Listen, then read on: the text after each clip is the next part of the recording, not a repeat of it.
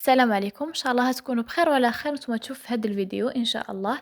اليوم مع وصفات كوثر راح نحضروا سوفلي المحلات، وصفة اقتصادية وبنتها روعة. أنا عن نفسي جربت شحال من وصفة تاع سوفلي، لكن هذه الوصفة إدمان، حرفيا إدمان. اعتمدتها ومكاش اللي دارتها وما نجحتلهاش. نفوتوا للمقادير وطريقة التحضير. العجينة اليوم اللي راح نحضروها عجينة تصلح لكامل المملحات.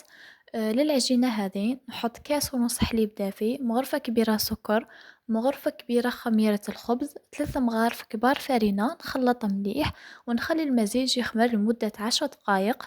من بعد نحط ربع كاس زيت ومغرفة صغيرة ملح، ولم العجينة بالفرينة حتى تتماسك. أنا درت حوالي 5 كؤوس فرينة. كل كأس يحمل 220 مليلتر. نتحصلوا على عجينة طرية نخليها تخمر بجيه. للحشو الاقتصادي تاعنا نقلي 2 حبات بصل حتى يتكرملوا كما راكم تشوفوا. مغرفة كبيرة طماطم مصبرة وحبة طماطم كنت رابيتها. حبة الطماطم اللي درتها في الحشو كانت متوسطة الحجم.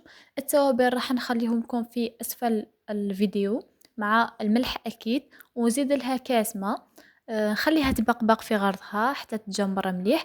بعد ما يطيب الحشو تاعنا نزيد أي جبن كان متوفر. أنا درت لي سلايز، ولي سلايز صدقوني راح يمد بنة رائعة للحشو تاعنا أكثر من جبن مثلثات.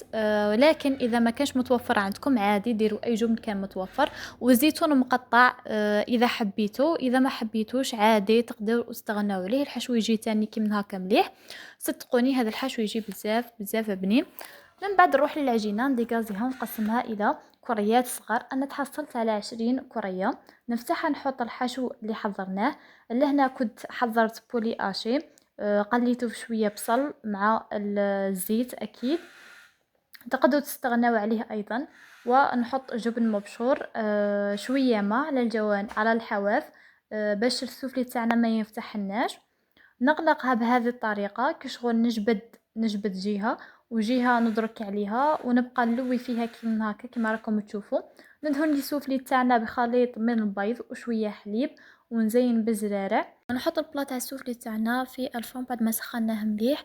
لهنا بعد ما طاب عندنا أرز سوفلي محلات. شوفوا لي كيفاش جا، مكاش كيفاش ما ذقش معاكم. جا بزاف بزاف بزاف بنين. نتمنى تجربوا الوصفة. لا تنسوا الاشتراك في القناة للدعم، وإذا حابين وصفات أخرى قولوا لي في التعليقات.